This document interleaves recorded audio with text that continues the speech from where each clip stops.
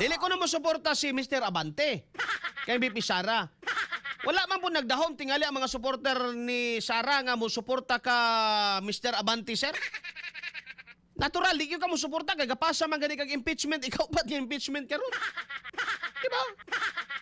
No, natural. Ano bitaw may galang murag ipaila nimo ba nga may kapasidad sa ka?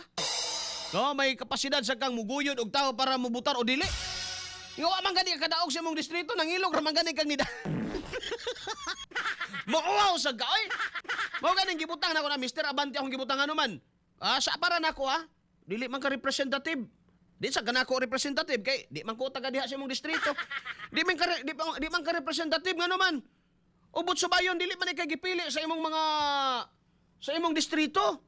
Ang gipili sa imong distrito kadto ba yung imong kalaban ba ya? Kadto imong kontra nga si Joel Chua ba to? Mo ba ito gipili sa mga tao? No, ang imo lang imong giilog. Kay inyong gipasakahan og kaso, gi-disqualify ninyo, pagka-disqualify, syempre, nagpadeklara ka ikaw. Agay man gani kang mauwaw ana. Kang kinsang representation ang imong gibitbit kung basihan nato ang kini mga higalang prinsipyo sa ato ang demokratiko mahigala nga pamaagi. Kang kinsa mang representation imong gidala. You're supposed to be bringing and representing the majority of your district or legislative district. Wala Dili ikaw ang giboto majorities tao. No, nangilog ka lang. Nya karon moingon ka nga di ko mo suportahan na niya. So you think nga nakadako imong impluwensya and then some people would say ay di ko mo suporta kay di sa mo suporta si Abante ay los mga igala. Magsalita tayo pag may capacity tayo. Mga ako pananglitan, usa may akong kapasyon ko, di ko mo suporta ang Sara, usa may akong kuan. Ino na ko sa akong mga tigpaminawan diri bala ka. Diba? So mura sad na sa imuha di Abante, no? Pag mo ka, ay di ko mo suporta ang Sara, mga no maglain ang buot may galas tibok Pilipinas di ka mo suporta, imuha man na. Imuha man na. Pero iyan ning gibawi bay. Iyan ning gibawi sa sunod nga pamahayag niingon siya Ibiang. May buntag diya mo diya Ibiang de la Carta.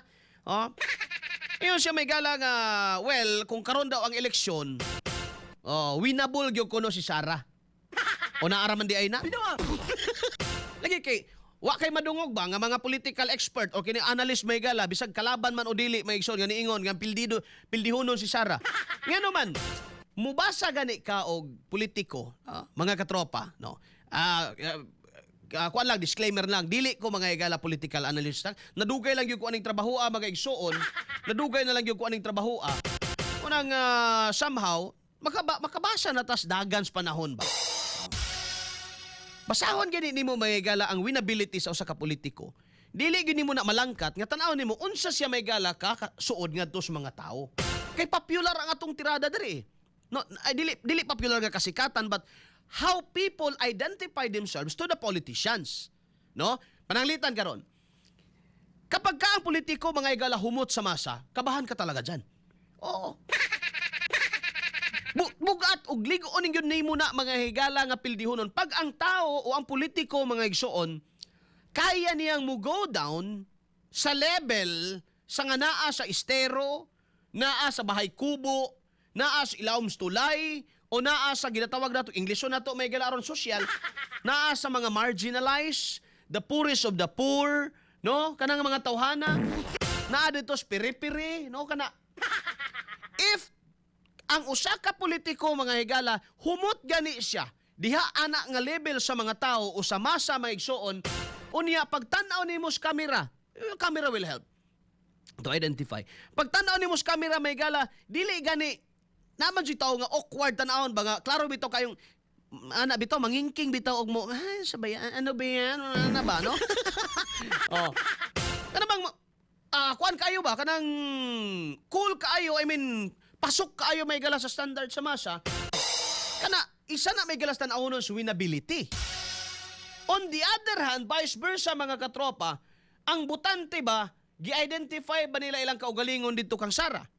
Kana O bisan kinsang politiko. Pagka na imong kaatbang mga higala, well, ang pinaka-importanting, pagka na imong kaatbang ha, pagka na imong kaatbang, you better prepare billions. Oh. Pero lokal pananglitan. Okay. Diri sa Tago, makita nimo si Mayor Uy, magchinilas-chinilas, maglakaw-lakaw, mo atong mga eskwelahan, even bata, even kinder, grade 1, muhangop ni Mayor Uy. Okay. Karon, na-build na nga image mga higalas politician. Oh? Nga suod siya sa tao. Karon, mudagan ka kay atbangan nimo si Mayor Uy diri sa Tagum. Nya makita nimo nga si Mayor Uy humot sa masa. Unsa karoy pwede nimong gamiton may gala nga kaya nimong ipildig Mayor Uy. Isa ra akong masulti, no? Ilogo nimo nang iyang kahumot sa masa, pinaagis kwarta. Reality na. And na ako'y sumpay ana. But nay dili siya and. But dili sa siya garantiya, pagka ang usa ka politiko humot na gyud kay sumasabay. Bisan pag ang kwarta, dili garantiya nga mailog pud nimo ang loyalty sa tao. Dili siya garantiya mga kaigsuunan. When people identify themselves ngadto sa kandidato, ngadto sa politiko nga kana siya gidaog-daog susama sad nato. Kana siya makasabot sa ato ang kahimtang anuman. Wa gyud siya kakimi-kimi nga mo go down sa atong level, nakasabot siya sa atong kinabuhi. Kung ang tao mo ingon gani ana magaigsuon, impas na. Idugang pagyud nako sa mga panghitabo karon sa palibot mga higala, some of the Filipinos rather nagpakahilom. No? Nagpakahilom mga higala, and then in silence, wa ko kahibaw, but some of them nakaistorya nako mga higala sa uban. Okay ba sa uban, but some of them, mga higala, I talk to, sila nga, well, sa mga panghitabo karon, kining mga flood control projects, anomalies, mga pagpangurakot, kabalo na taana, sir. Pero, sige lang, makabalos sa gyapon mis eleksyon, muna delikado.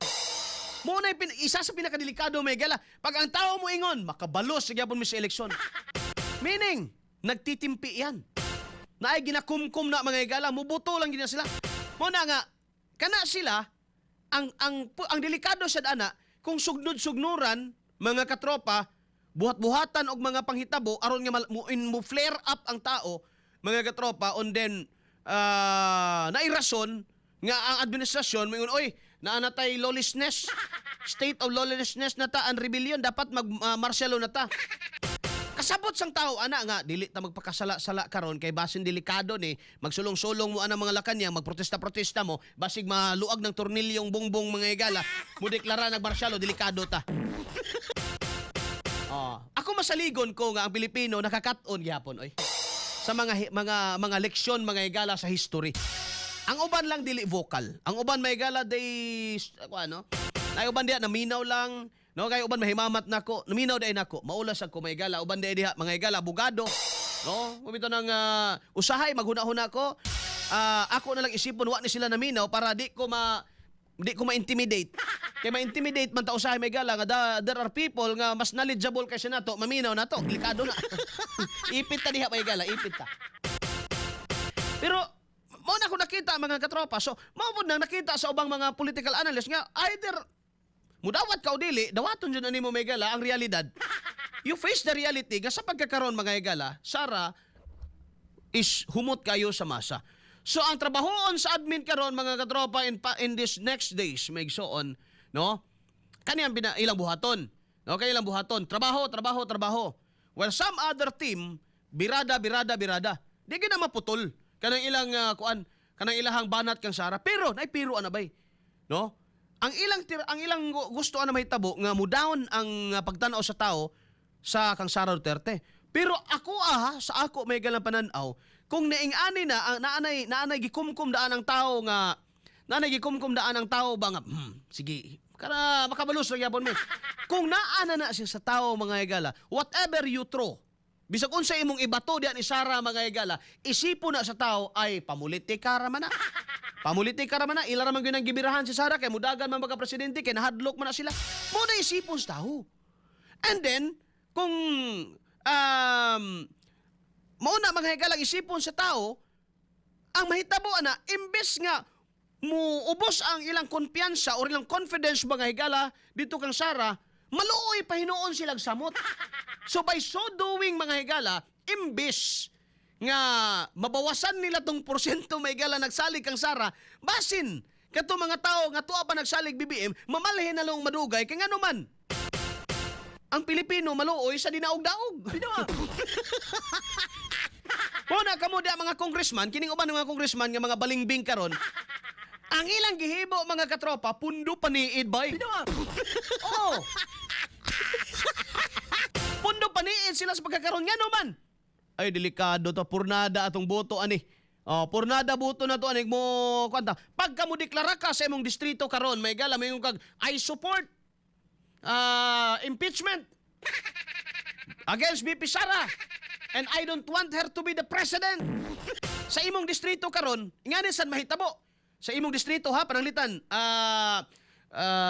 imong distrito mo ingon ka, Congressman Arnel Cortez, District 11. Basta-basta.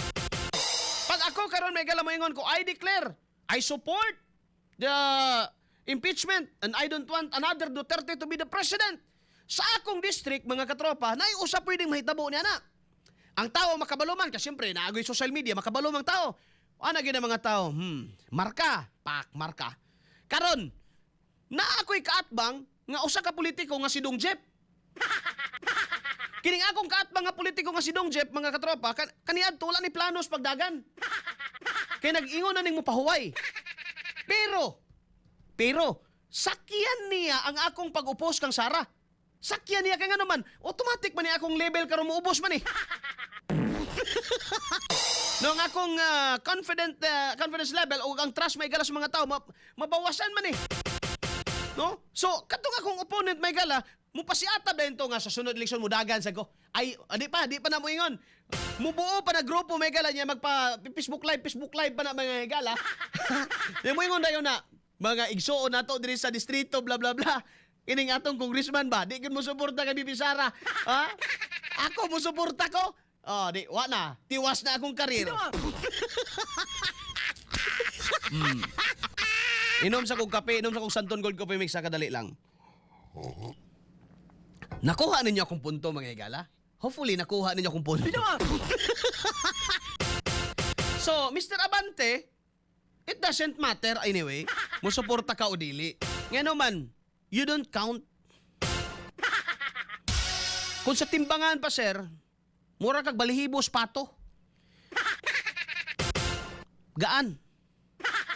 Di ka katandog, di ka kairog sa kuans timbangan. Di ka kairog, sir. Dong, i-message daw ang kuan dong, i-message si Lardo nga basig mo tawag ang Davao dong. Update sa kuan mo, maki-update ang XFM Davao. Alas 9:05 na magahigala ang takna sa ato ang pagpanagubanuban. Pero una ta dong ha. Una sa ta sa Rizal dong, basi nakaabot na sila Rizal, i-update sa sila basi nakaabot na sila sa Barangay Rizal. Kay dool ra man ning Rizal og kuan. Rizal og poblasyon. No? Dool ra man na. Alas 9:06 na magahigala ang takna sa ato ang pagpanagubanuban. Bright Shine Gold sa